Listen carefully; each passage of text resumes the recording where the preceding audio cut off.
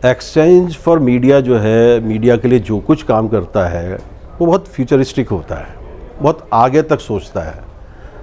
मैं ख़ास तौर से अनुराग बत्रा साहब की इसलिए तारीफ़ करूँगा कि वो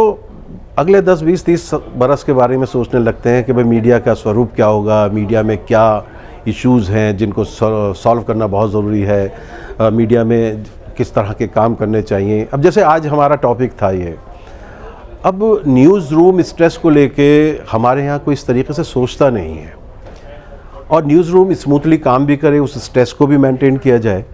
तो आज ये जो पैनल डिस्कशन उन्होंने इस टॉपिक पे रखा, मुझे लगता है कि मेरी ज़िंदगी में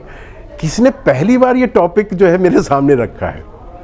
और मैं हैरान हुआ। मैंने किसी मीडिया इंस्टीट्यूट को, हिंदुस्तान का बहुत बड़ा मीडिया इंस्टीट्यूट है, उसमें किसी प्रोफेसर को फ़ोन करके पूछा कि भई आप मीडिया के जो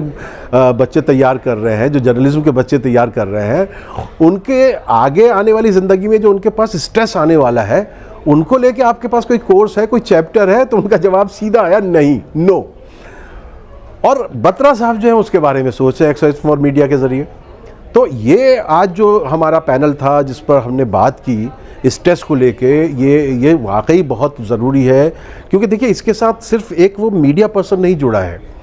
उसके साथ उसकी पूरी ज़िंदगियाँ जुड़ी हैं, उसके साथ जुड़ी हुई ज़िंदगियाँ जो हैं वो जुड़ी हुई हैं, उसके साथ उसका पूरा माहौल जुड़ा हुआ है। अब वो दफ्तर से लेके घर तक जिन जिन लोगों से मिल रहा है वो भी उसके स्ट्रेस के दायरे में आते हैं। हो सकता है किसी से टकरा जाए, हो सकता है वो स्ट्रेस में जा रहा है, ड्राइव करते करते किसी से टकरा जाए, हो सकता है वो किसी से झगड़ पड़े, हो सकता है कि अपने घर में ही जाके वो उसका जितना भी स्ट्रेस है वो अपने बीवी बच्चों पे निकाले, उन पे उसका सारा गुस्सा फूट जाए।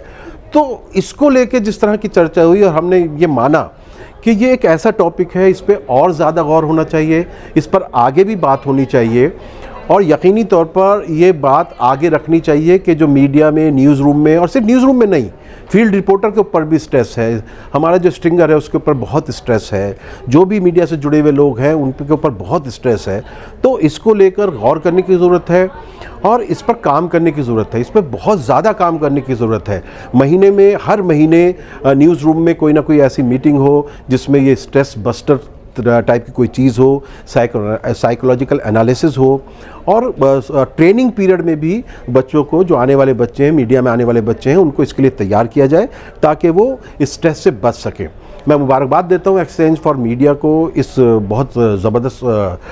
जो इन्होंने ये ऑर्गेनाइज़ किया है प्रोग्राम। इसमें जिस तरह के इनके पास स्पीकर्स हैं, जिस तरह की बातें कही जा रही हैं, वो यकीनी तौर पर मीडिया को लेकर आगे की जो तस्वीर है उसको साफ़ करने में, उसको अच्छा बनाने में, उसको बेटर बनाने में अपना रोल अदा करेगा। और जब मीडिया अच्छा